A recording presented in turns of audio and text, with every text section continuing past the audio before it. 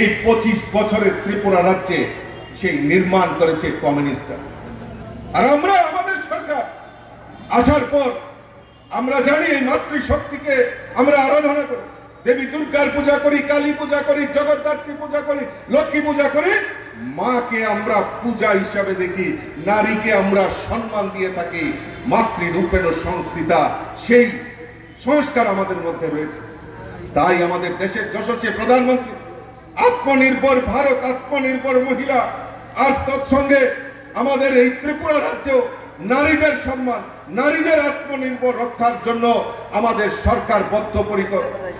নারীদের, মাতৃজাতির রোজগার বৃদ্ধি করতে হবে, সেই লক্ষ্যমাত্রা রেখে আজকে 49,000 সেলফ হেল্প গ্রুপ আমাদের এই ত্রিপুরা রাজ্যে নির্মাণ হয়েছে, মাতৃশক্তি জাগরণ হয়েছে।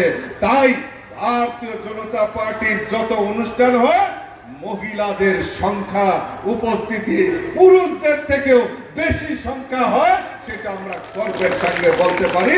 নারীদের সম্মান যদি দিয়ে থাকে, তাহলে ভারতীয় জনতা পার্টির সরকার দিয়েছে। বন্ধুগণ, আজকে